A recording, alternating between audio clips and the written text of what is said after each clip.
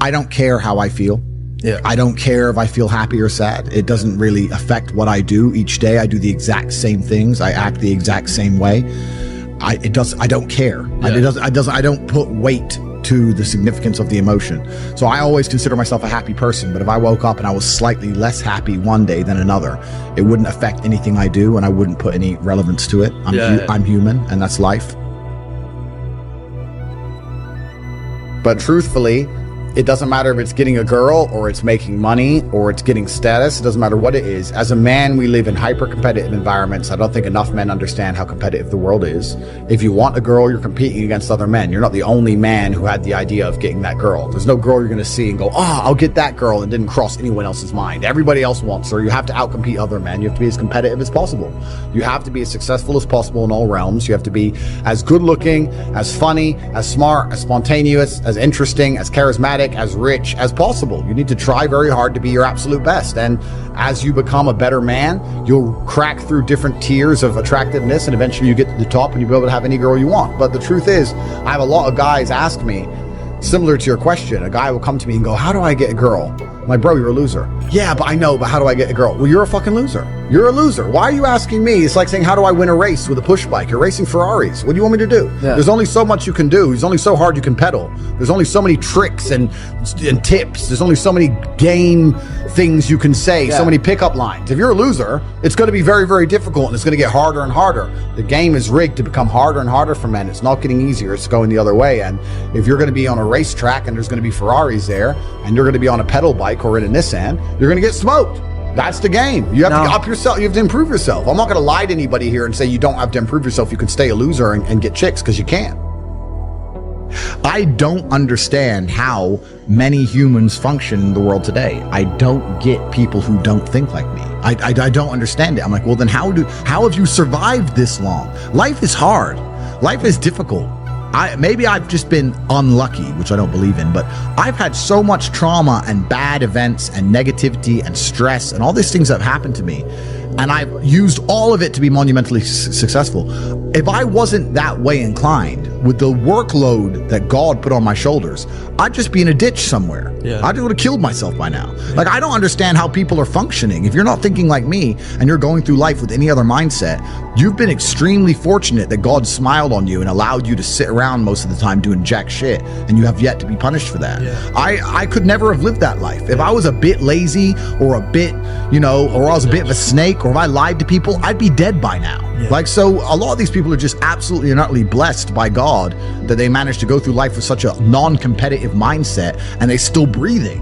Like, I don't understand how people can think any other way. I've spoken to dudes and like, I had a bad couple months. Why?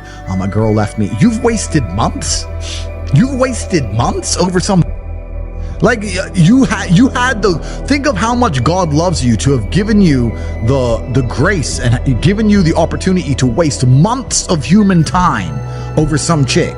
Like, talk about blessed head to toe. If I waste months, empires are going to collapse. I'm going to end up in a cell or dead if I waste months. I have things to do every single day. I can't waste a second. Like, these people are just absolutely infinitely blessed, and their mindset is a product of that, because they're spoiled children.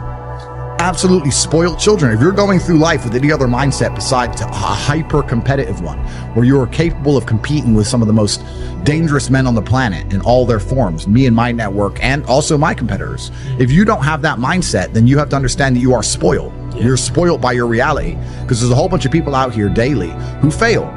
There are men out here who fail daily, and they have yet to feel the true consequence for it. They fail to go to the gym when they know they should have gone to the gym. They fail because they forgot their keys and it took them 10 minutes to find them. They fail because they replied to a question they got sent on WhatsApp the wrong way. They fail because they didn't smile when they were supposed to. They didn't say please and thank you to that person who helped them. They fail because they didn't say hi to that girl who's looking at them out the corner of their eye. They just fail perpetually. They go through life missing every opportunity and just failing.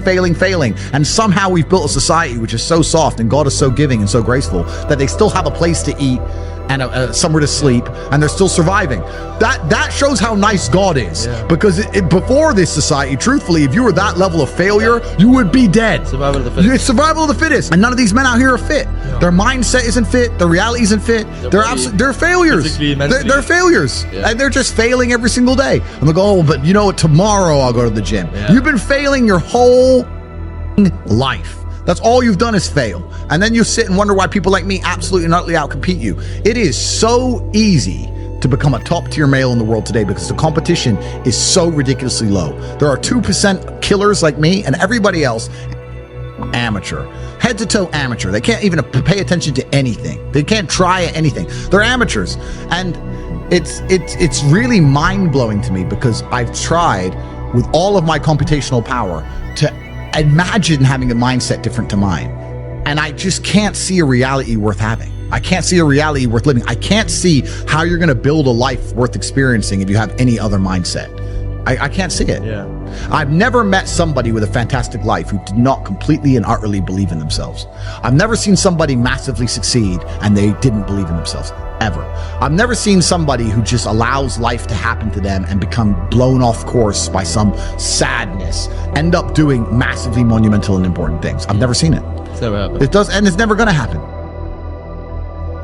If I'm unhappy with something and I'm uncomfortable with something, I fix it. Yeah. That's endless motivation, which I don't truly believe in as a concept, but that's endless fuel for the fire. Right. If I was unhappy with something about myself, regardless of what it was, I would be able to take all of that discomfort and turn it into endless energy to get the problem fixed. Yeah, exactly. But these people seem to it's okay to be unhappy. Yeah, well, these people seem to sit and say, I'm really unhappy with X, but then stay doing X. So I don't believe they're truly actually unhappy. What you'll notice if you live life long enough is that somebody will sit and say to you, I'm unhappy being a loser. You say, why are you a loser? I just sit at home and play video games 7 days a week. And you're like, okay. And maybe 3 days of the week they're unhappy doing that. Yeah. And that's the time they email you and that's the time they want to make a change. But 4 days of the week, they don't really, it doesn't really bother them. Yeah, it doesn't really bother them. Because if it bothered them 7 days a week, guess what? They would fix it. Correct. So I have very little sympathy for people. And that's not because I'm not a nice person, but it's because I've been so hard on myself and I've been through so many things that were difficult, and I've been through so much pain and trauma myself, some of it self-inflicted, some of it given to me by God to make me a better person. But I've been so difficult on myself. It's very hard for me to look at somebody who's refused to be difficult on themselves and see them as my equal or feel sympathy or pity for them. Why would I feel pity for somebody who took the easy route when I took the hardest possible route? I took the hardest possible way to be the man I am, and you were too big of a and now you want me to feel sorry for you? I don't feel sorry for you. I don't feel sorry for these people. And because as a man, you can be anything you decide you want to be. That's the beauty of being a male. You can build your character completely from the ground up, just like a video game. Every single thing about me that people respect, I built. I was not born a world champion kickboxer. I was not born this intelligent or intellectual. I was not born this rich. I was not born this strong. I was not born this confident.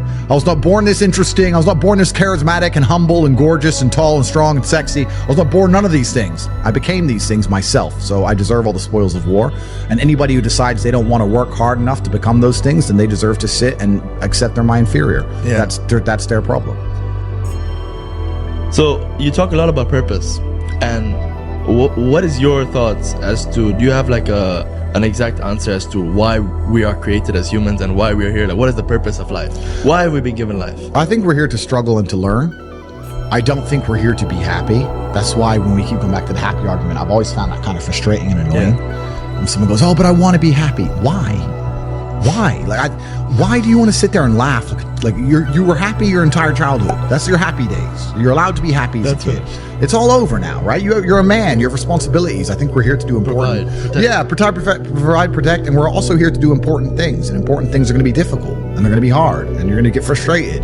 But that's what gives you purpose. I don't see anyone who's chasing happiness. I think that's a very feminine frame. I understand why some women just want to be happy. I don't know how it feels to be a girl, because I'm not one. But in my experience, I know women who just want to be happy.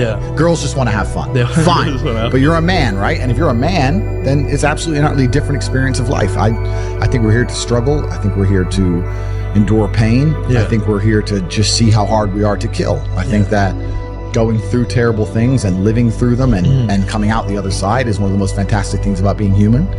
I think that it's almost like once you understand what life is really about, there's no emotion which isn't enjoyable. The only emotional state which can be seen as detrimental is feeling nothing at all. But if you're sitting at home and you're feeling truly heartbroken, at least you're feeling something, right? And I think that's the whole part of being human. I think we're here to struggle. I think we're here to go through pain.